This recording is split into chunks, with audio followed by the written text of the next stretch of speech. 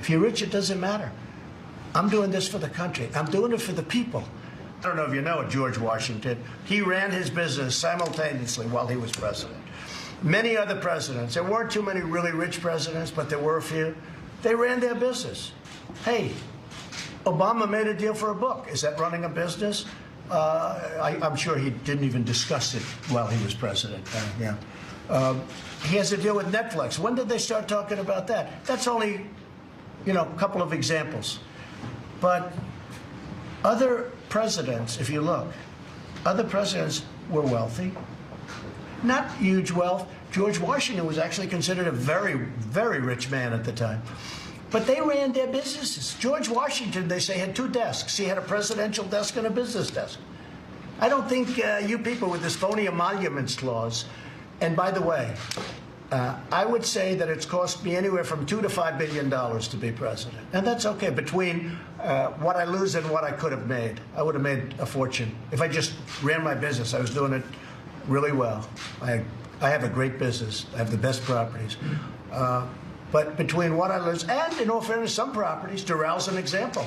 Doral was setting records when I bought it, because I owned it for a period of time. Setting records. It was there was nothing like it. It was making a fortune.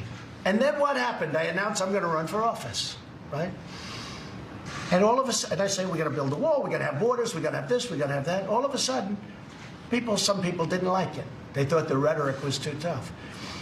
And it went from doing great to doing fine. It does very nicely now. It's actually coming back, I understand, very strongly. But Doral was setting records. And I knew this would happen. Most of the stuff that I have, because now instead of having 100% of the market that loves you and they love your brand and it's luxury and it's great, now you have 50% of the market. That's called politics. I fully understood that. So it's cost me between $2 billion and $5 billion. And if I had it to do again, I'd do it in an instant. Because who cares? If you can afford it, what difference does it make?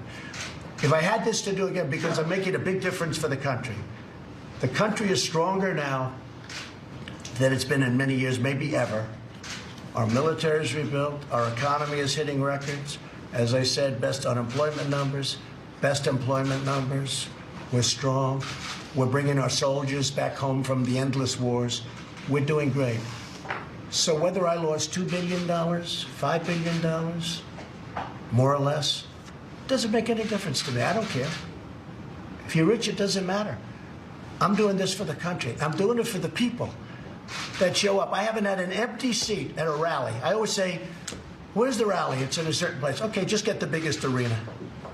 I go into these massive basketball arenas like in Dallas where the Mavericks play and fill it up and set a record. I've set a record almost every place I've been because we just need a little small stage. We don't need basketball courts, ice hockey courts. And I take less than musicians because they have bands. I don't have band.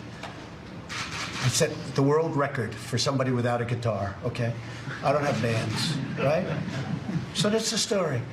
And those people are the poll. And I've had great polls. I've had my best polls now.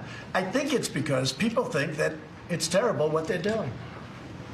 Pelosi, Shifty Schiff, Schumer, these people are trying to destroy the country. It's a very bad thing what they're doing. The President of the United States should be allowed to run the country, not have to focus on this kind of crap, while at the same time doing a great job on Syria and Turkey and all of the other things that we're doing. North Korea, okay, maybe someday, but I'll tell you what, if somebody else became president with that same mindset that they had, you'd right now be in a big war with North Korea. You don't hear too much about it. Could happen. Could happen. I don't know. I always say, who knows? It's deals. Who knows? But in the meantime, North Korea's, I like him. He likes me. We get along. I respect him. He respects me. You could end up in a war. President Obama told me that. He said the biggest problem, I don't know how to solve it. He told me he doesn't know how to solve it. I said, did you ever call him? No. Actually, he tried 11 times.